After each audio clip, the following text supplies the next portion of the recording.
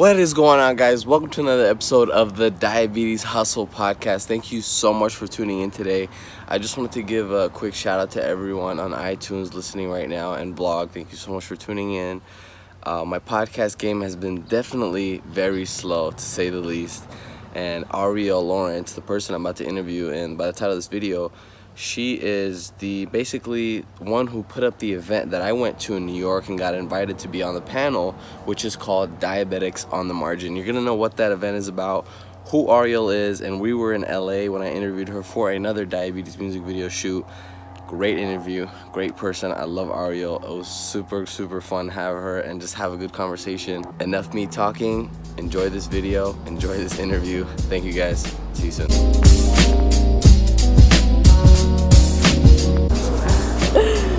Right, Ariel! I am here with Ariel. Okay, now I'm excited. I'm excited too. I'm excited. Okay, so let's get right into it. Diabetics on the Margin. Let's start with what was that title? Because when I first heard it, I was like, Diabetics on the Margin. Okay, so we're one of the few. What does that mean to you? How did the title come about? Because some people are like, what do you mean by that? Someone was like, oh, I'm not a fan of that title. I was like, okay, that's fine. Right. It's not for you. Yeah. So my platform has always been about highlighting the stories of people of color living with diabetes. Yeah. And so I wanted to do kind of like a visual representation of that, right? So Diabetics on the Margin initially started as just a photo series with myself and two of my closest diabesties, who are brown and black women. And I just wanted to, I guess, show to the rest of the world that like type 1 diabetes in particular looks like us as well. And the reason why I entitled it Diabetics on the Margin is because the emphasis is on underrepresented communities or people who are typically marginalized within society. But I didn't want to call it marginalized diabetics. And the idea was that because these are people who are not typically paid attention to by society, they're living on the margins of that. So within the diabetes community in particular, especially online and different platforms, I felt like I wasn't seeing enough people of color represented. And so I kind of wanted to elevate those narratives. And so it's like, in a way, I'm saying I'm telling the stories of diabetics on the margin, people who are typically unseen, but at the same time, I'm bringing attention to them so that they become kind of like the focus point. So, yeah. When were you like in a period in your life when you know living with diabetes? Like, I feel super alone. I feel like there's not a voice for us. Was it during college? Like, take us to one moment maybe, or was it through a period in your life? Yeah. So it's funny.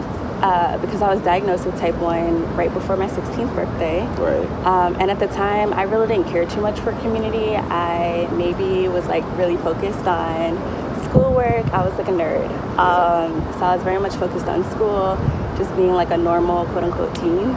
And I remember like my first year after diagnosis, I participated in the JRF1 walk. It was just okay. I didn't feel necessarily compelled to get more involved within the diabetes community.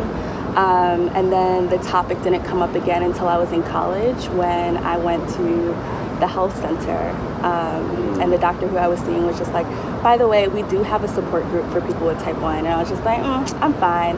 At that point, I had already been living with diabetes for 2 years. I mean, that's not a long time by any means, but I still felt pretty much like self-sufficient and independent in my care, and I didn't necessarily feel like diabetes stopped me in any way or impacted my mental health or well-being. I didn't really see the need for a community.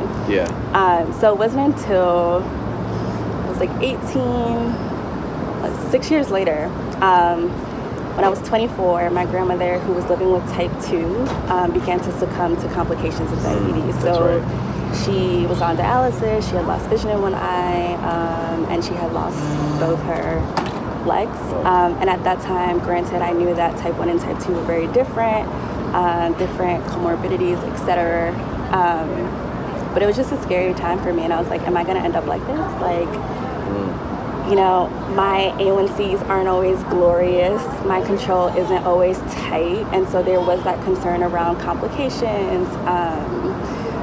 and the question of, was my end of life going to look like her end of life, I guess you could say. Yeah. And so it was a very traumatic time for me, of course, not just witnessing like another person with diabetes succumb to this disease, but also witnessing my grandmother, who I often viewed as like this very powerful, stubborn, defiant woman, seem so weak and vulnerable. And so then at that point, then the depression hit, then, you know, the spells of crying hit. And I feel like I looked to my parents for like solace and encouragement, but I felt like though they tried, they didn't really get it. And even when I went to like my educator and my doctor to talk about kind of like how I was feeling, I didn't necessarily feel reassured by their words either. And so it was at that point that I decided, you know what, I'm going to see if I can find some type of community online. And so I did. Like, I found several different websites that talked about the type 1 experience, but then again, I didn't necessarily feel like I saw anyone who looked like me. I was like, we're all black people. Like, I don't know. I know that we exist. We have type 1 too. Maybe not to the same rate maybe not to the same rate as white folks, but I know that we're here.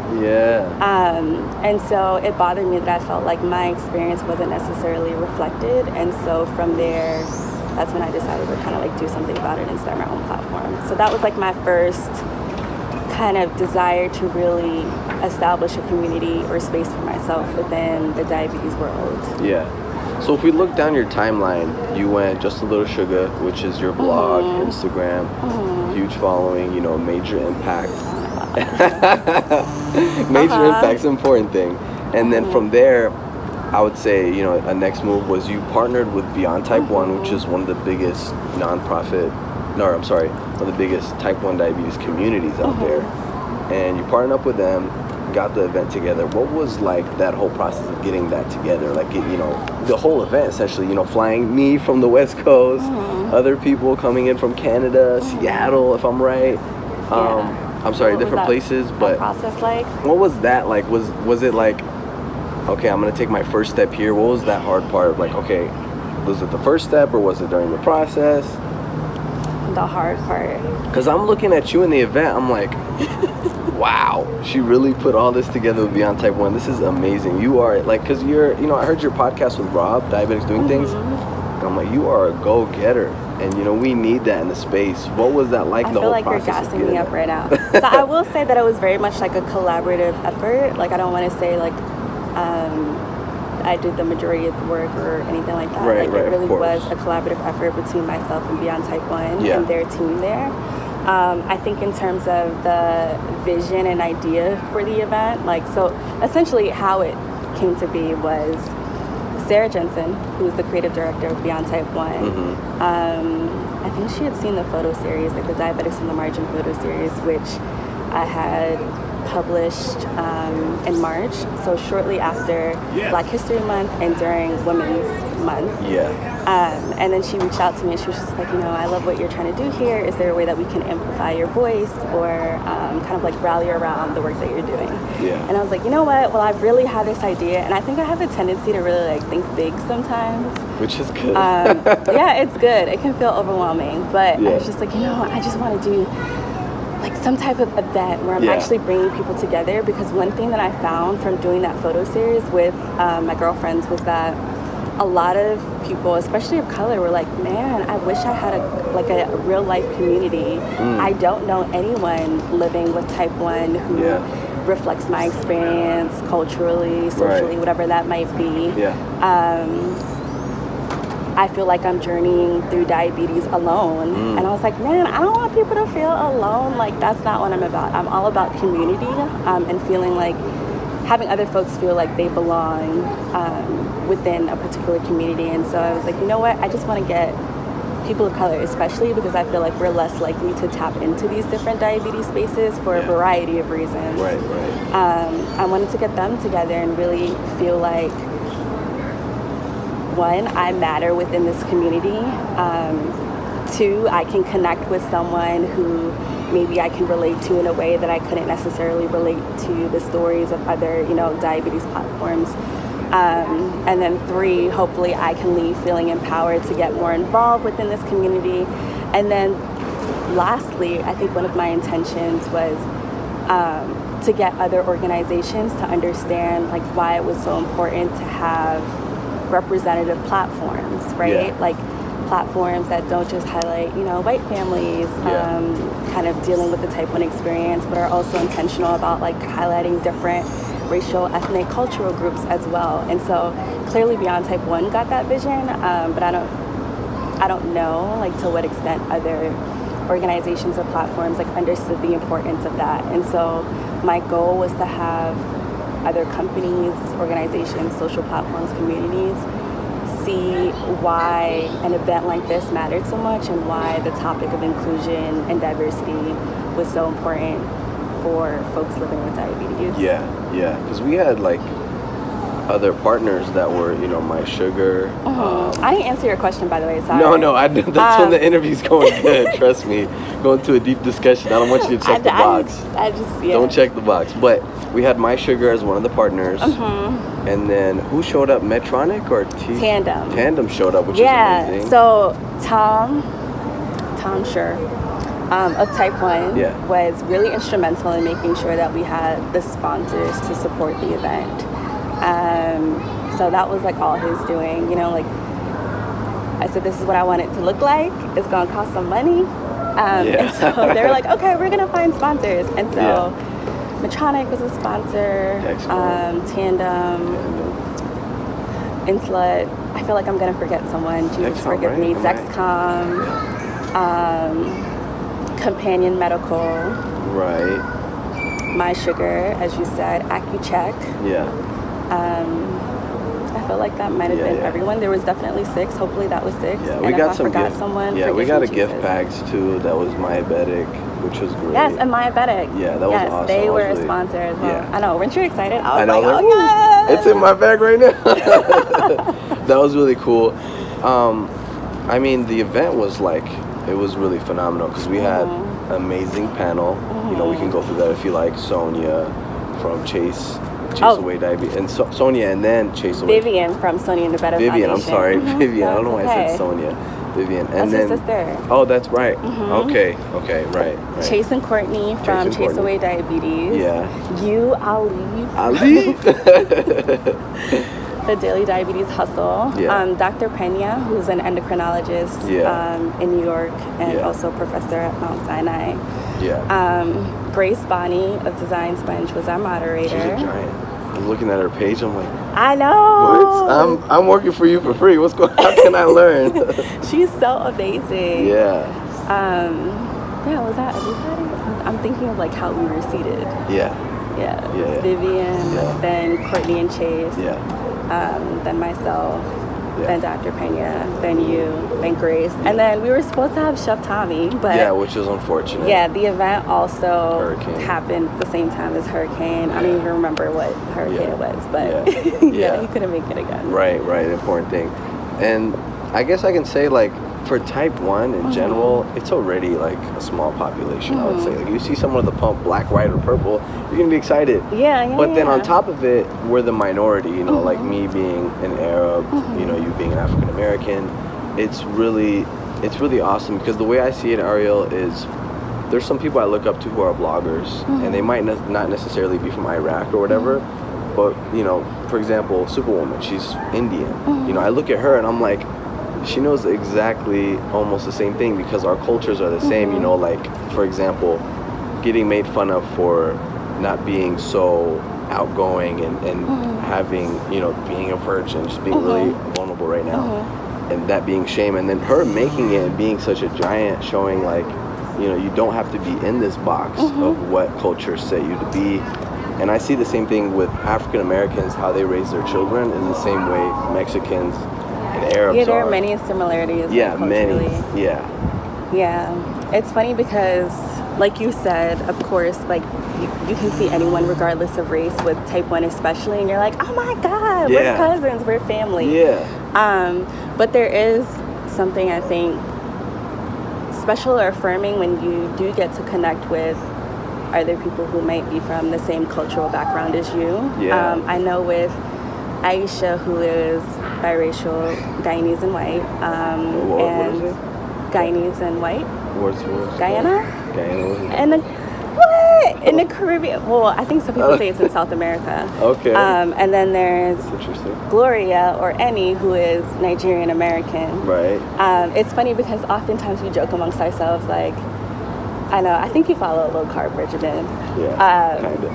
But we're just like, low-carb diet? That means that I can't have roti, jollof rice, like all these amazing like cultural foods, which unfortunately are high carb, but they're extremely delicious. And sometimes when you see or follow certain people on Instagram who promote, and there's nothing wrong with like low-carb diets, I think they're awesome, and if I had the discipline I would certainly do it. But it's just like little things like that. It's just like, low carb, whatever, I'm gonna enjoy this jollof rice right now. So moments like that where there's like no judgment and we both can kind of, or the three of us can kind of like joke around. It's things like that I think make it so special to be able to connect with someone whose experience kind of mimics yours. Because Ariel, the way I see it is, you're with your diabesties, you know, there's no judgment between like you eating something or you talk to them about your pump or whatever the case, something very small about diabetes. You can't necessarily do that with your other friends that are non-diabetics. It's not saying that we all need diabetic friends, but for you, I think you probably take good pride in that, you know, being so involved in the community, having close friends that you're open to with. And it's funny because like for the longest while, I was literally one of those people. I was like, I don't need friends with diabetes. I have enough friends. I am totally fine. And it's like, no, it's nice to have. I'm thinking about now, like some of the conversations I have with Aisha and Gloria, like we'll talk about weight, insulin resistance, like what it's like dealing with our partners.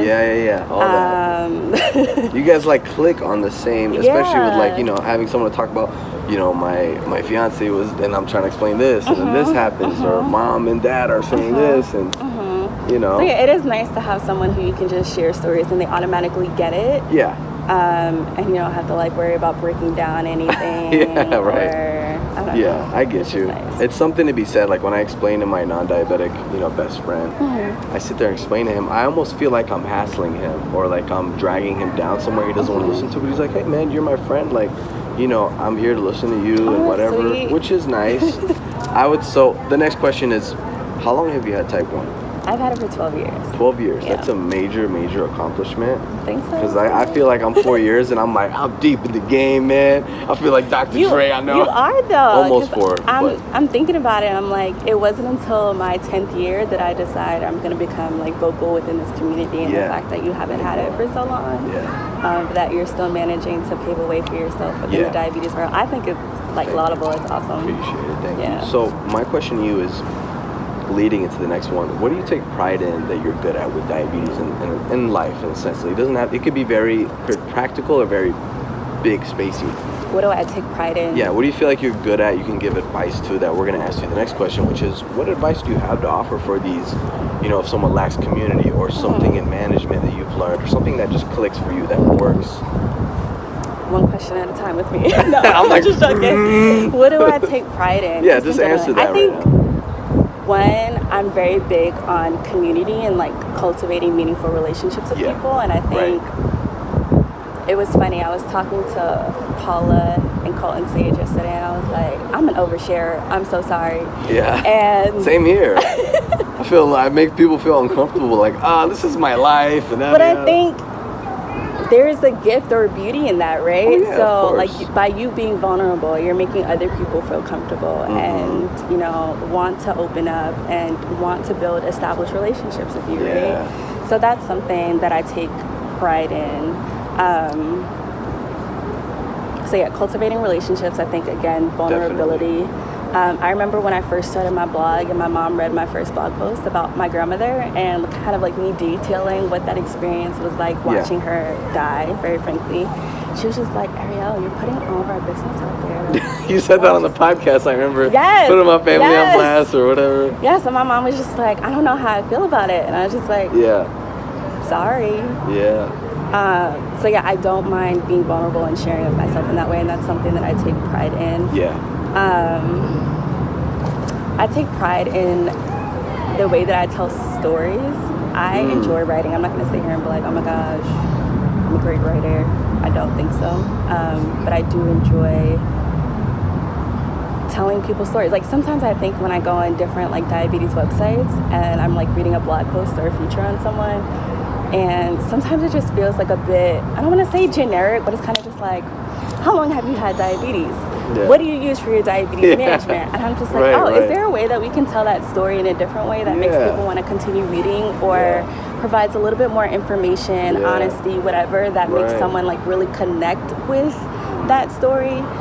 So I try to think about that.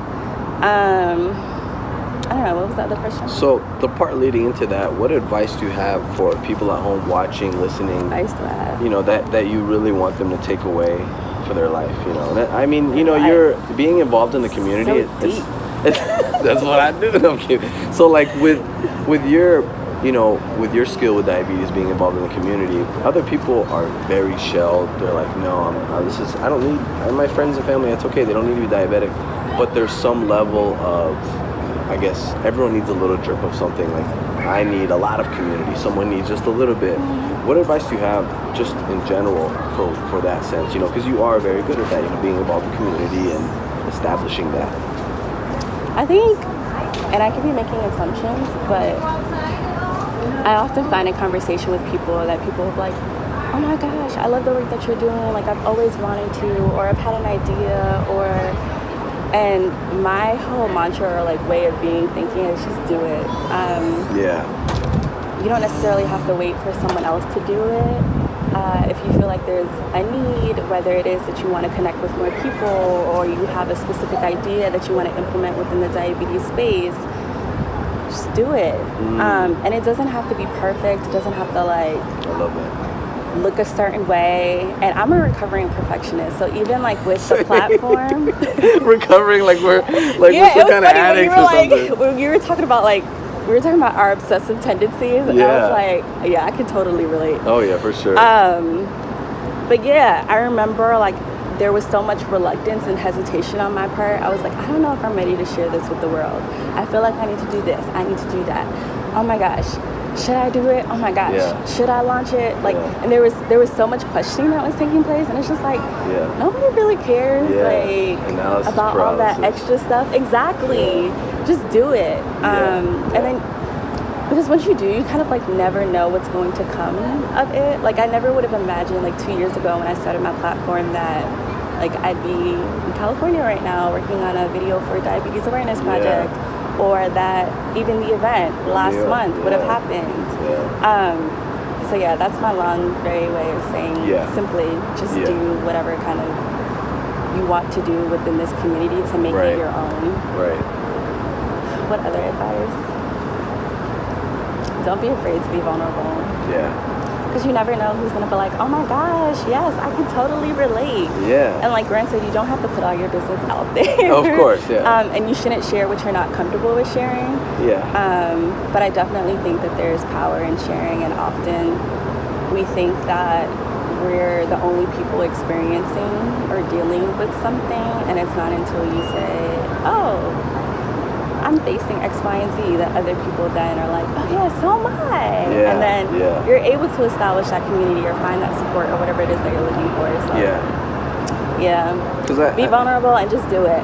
Vulnerable and just do it. That's beautiful. Because the way I see it is, you know, you see social media, you put a smile, you're with your friends, having the best time of my life, living the best life.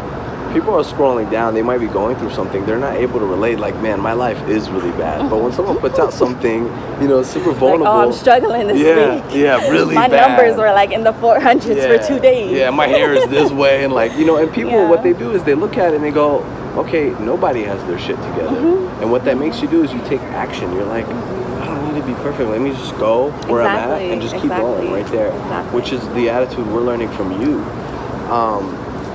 My next question, which we're ending pretty soon, is, oh man, I'm blanking out. I forgot what I was going to ask you. It was really important. I want to know what you thought of the panel and why you felt compelled to participate. I'm still keeping so much inside because I was just like so excited. I was like, me on the panel?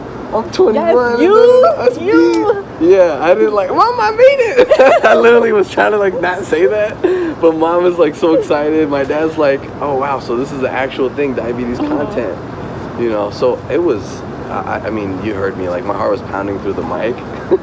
Just nervous. I think everyone was nervous. There was a moment where, like, my mouth was so dry. I was like, what is happening right now? Yeah, the questions were amazing, and, like, Q&A is something... I literally was on the plane, and I was thinking, like, okay, what can get me ahead in my own sense, in my own head? Like, I don't want to sit there and go, oh yeah, I'm up here, I'm so cool, whatever, I'm cool. It's like, how much value can I bring these people that are showing up, paying good money to be here? Like, I want them to leave and go, wow, like, this is what I'm doing for my life now. Like, that impact, that was my ultimate goal. Yeah, I think people really appreciated, like, you talking about your work within the social media space and like how you so willingly share so much of your life with diabetes through your blog. So maybe there'll be more bloggers that there we go. That's what we need as a result of your presence on the panel. Yeah, because we need more of our face on there. You know, talking about culture and hip hop. Like, when I was making music, or you know, when I was really getting into fitness, I felt like there wasn't enough type 1, and it was like, you know, if I asked my idols, like, oh, what do you know about diabetes or whatever, they're like, look at me all weird, like, what is that? You know, like, I want to put our face up there. You know, a music producer or a painter, or you know, whatever the case may be, a YouTuber. My next question to you, closing off, what current projects are you working on, or what do you hope to see for diabetes, or what's your ultimate goal, which I'm trying to ask you, which I don't know personally. I haven't really sat there and asked you, like, what are you currently trying to do personally? So I think my ultimate goal is to build a robust community that reflects the POC experience within the diabetes space, and I don't necessarily know if that's going to focus just on type 1 or both type 1 and type 2, because I think I feel like us as type 1s push type 2s too far away. I know, and it's like we're all trying to control blood sugar. I'm trying to teach people that. No, I know. And that's the thing, and sometimes I get so frustrated within the type 1 space, because I'm just like, where's all this animosity for type 2s coming from? Like, where's your empathy? And it's like, okay, they're different diseases, they're different causes. I understand that, but at the end of the day, you don't manage it well, you end up with the same complications. Exactly. So I don't know. I just like, I'm trying to figure out where I'm taking this and what I want my direction to be in full transparency. I don't think I've figured that out yet. Which is everyone. But you're taking action. That's the important thing. I have taken some action, and I think from the event, it's been interesting because a couple of people have reached out and they've said, like, I want to do something very similar in my own city. And so I would love to see if there would be like some type of way to kind of sustain the work, so that, like, if it were to become a reoccurring event or a national event, like, I don't necessarily have to be the one traveling to different cities, but rather people can distribute it to and curate their own panels, and you know, like, maybe I could provide some type of support or guidance in some way, but whoever is within that particular city feels empowered, and if they have the resources to execute the event within their own space, I think that would be awesome. So I'm trying to figure out a way to do that. Which, you know, you're taking action on it, and I just want to acknowledge you for a minute. You are a very powerful woman. I really appreciate what you do for the community. Why are you gassing me? Guess her up. But like, I seriously acknowledgement. Like, I love what you're doing, and the beauty about this is, you know, me, I lack so much confidence, and I've always been one to like put myself down. But I was like, what's the point of putting myself down? Because you never know who I'm going to impact later in my life. You know, like, it's going to be powerful, and I'm not going to let the naysayers say whatever they want to say. So I want to acknowledge you. You are a representation of powerful women of color, of diabetes, and we appreciate you. Thank you, Ariel. And we appreciate you too. We need you. Brown and black people. Yes. Thank you so much. And then plug them really quick. Where can they find you? Social media or not social media, whatever. Put your social security card on there. No, I'm kidding. No, not my social security card. But so I have an Instagram and a blog that I'm active on. More so Instagram, but my blog is where all the compelling stories are at.